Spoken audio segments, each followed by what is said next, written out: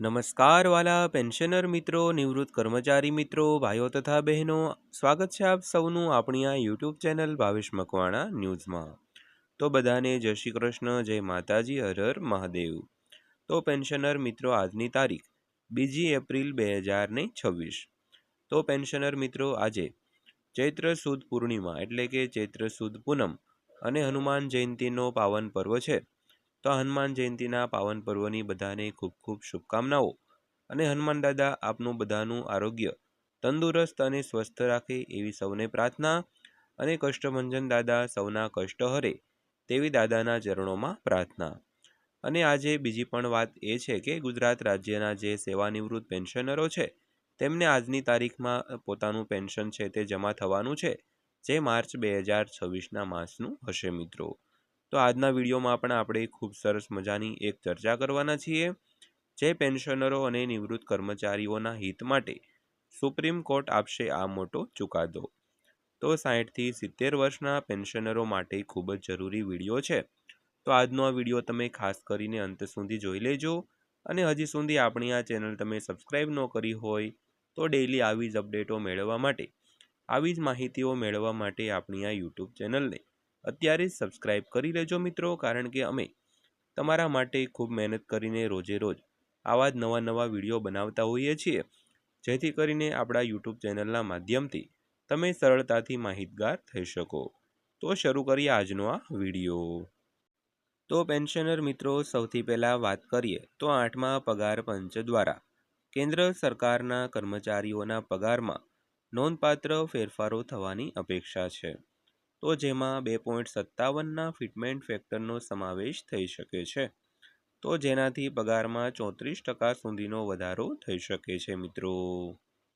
તો ત્યારબાદ વિગતવાર વાત કરીએ તો ભારતના 8મા પગાર પંચને તેની ભલામણો રજૂ કરવા માટે 18 મહિનાનો સમય આપવામાં આવ્યો છે, જે જાન્યુઆરી 2026થી લાખો કેન્દ્ર સરકારના કર્મચારીઓ માટે પગાર, પેન્શન અને ભથ્થાઓમાં સંભવિત સુધારા માટેનો માર્ગ મોકળો કરે છે। તો નાણાં મંત્રાલયે સંસદમાં પુષ્ટિ આપી હતી કે સરકારે 3 નવેમ્બર 2025ના રોજ 8મા કેન્દ્રીય પગાર પંચની રચના કરી હતી। તો નાણાં રાજ્યમંત્રી પંકજ ચૌધરીએ જણાવ્યું હતું કે પેનલ પગાર માળખાની સમીક્ષા કરશે અને નિર્ધારિત સમયમર્યાદામાં તેમનો અહેવાલ રજૂ કરશે।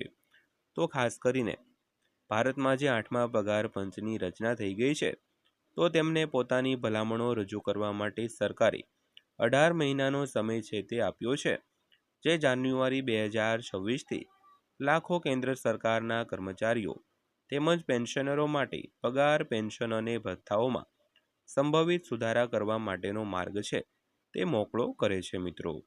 તો નાણાં મંત્રાલયે સંસદમાં તે પણ પુષ્ટિ આપી હતી કે 3 નવેમ્બર 2025ના રોજ 8મા કેન્દ્રીય પગાર પંચની રચના છે તે કરી હતી મિત્રો।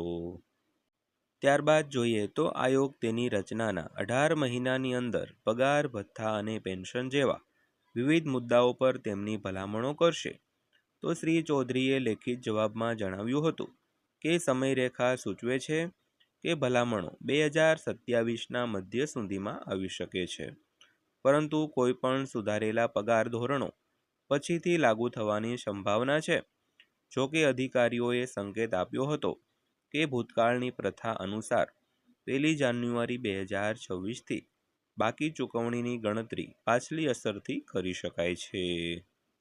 તો ત્યારબાદ વાત કરીએ તો ફિટમેન્ટ ફેક્ટર પગારને કેવી રીતે આકાર આપે છે। તો સમીક્ષા હેઠળનું મુખ્ય તત્વ ફિટમેન્ટ ફેક્ટર છે, જેનો ઉપયોગ તમામ સ્તરોમાં મૂળભૂત પગારમાં સુધારો કરવા માટે થાય છે। તો 7મા પગાર પંચ હેઠળ સરકારે 2.57નો એક સમાન ફિટમેન્ટ ફેક્ટર લાગુ કર્યો હતો, જે અગાઉના પે બેન્ડ અને ગ્રેડ પે સિસ્ટમને પે મેટ્રિક્સથી બદલીને લાગુ કરવામાં આવ્યો હતો। તો આનાથી લઘુત્તમ મૂળભૂત પગાર ₹7,000થી વધીને 18,000 થયો હતો, જ્યારે ઉચ્ચ અધિકારીઓ માટે મહત્તમ પગાર ₹2.5 લાખ પ્રતિ માસ સુધી પહોંચ્યો હતો મિત્રો। તો ત્યારબાદ જોઈએ તો 2008માં લાગુ કરાયેલા 6ઠ્ઠા પગાર પંચમાં 2006થી પાછલી અસરથી લઘુત્તમ પગાર ₹6,600 નક્કી કરવામાં આવ્યો હતો અને લઘુત્તમ અને મહત્તમ પગાર વચ્ચે 1:12નો ગુણોત્તર જાળવી રાખવામાં આવ્યો હતો.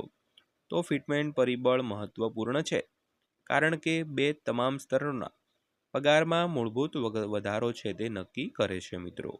તો જાહેર નાણાકીય નિષ્ણાત A.K. ભટ્ટાચાર્યએ જણાવ્યું હતું કે તેમાં ફુગાવો, મોંઘવારી ભથ્થું અને અપેક્ષિત આર્થિક વૃદ્ધિનો સમાવેશ થાય છે મિત્રો. ત્યારબાદ વાત કરીએ તો જો 8મા પગાર પંચમાં 2.57નો ગુણક યથાવત રાખવામાં આવે છે તો અંદાજ મુજબ લેવલ 1 પર લઘુત્તમ મૂળભૂત પગાર દર મહિને લગભગ 46,000 રૂપિયા સુધી વધી શકે છે. તો ઉચ્ચ સ્તરના કર્મચારીઓના પગારમાં પણ પ્રમાણસર વધારો થશે, જે સરકારના વેતન બિલ પર નોંધપાત્ર અસર કરશે. તો પ્રક્રિયા ચાલુ હોવાથી નામ ન આપવાની શરતે અન્ય એક વરિષ્ઠ સરકારી અધિકારીએ જણાવ્યું હતું કે કમિશન કર્મચારીઓની અપેક્ષાઓ સાથે નાણાકીય અવરોધોને સંતુલિત કરશે તેવી અપેક્ષા છે. તો ઉચ્ચ વાસ્તવિક વેતનની માંગણીઓને સંબોધતી વખતે ટકાઉપણું સુનિશ્ચિત કરવાનો પડકાર રહેશે તેવું અધિકારીએ જણાવ્યું હતું. તો ખાસ કરીને આજે એક અધિકારીએ પણ એવું જણાવ્યું હતું કે કમિશન પોતાના જે કર્મચારીઓ તેમજ પેન્શનરોના પગાર પેન્શન વધારાની સાથે દેશની નાણાકીય સ્થિતિને પણ સંતુલન કરે તેવી શક્યતા છે, કારણ કે ઉચ્ચ વાસ્તવિક વેતનની માંગણીઓને સંબોધતી વખતે ટકાઉપણું સુનિશ્ચિત કરવાનો પણ પડકાર રહેશે મિત્રો. તો ત્યારબાદ જોઈએ તો કર્મચારીઓ શું અપેક્ષા રાખી શકે છે. તો 7મા પગાર પંચનો કાર્યકાળ 31 ડિસેમ્બર 2025ના રોજ સમાપ્ત થયો હતો. તો જેને કારણે સરકાર દ્વારા અનુસરવામાં આવતા સામાન્ય 10 વર્ષના ચક્ર હેઠળનો સુધારો માનવામાં આવે છે. તો મૂળભૂત પગાર ઉપરાંત 8મા CPCમાં ભથ્થા, પેન્શન માળખા અને વાર્ષિક વધારાનો પણ સમાવેશ થશે, જે હાલમાં 3% છે મિત્રો.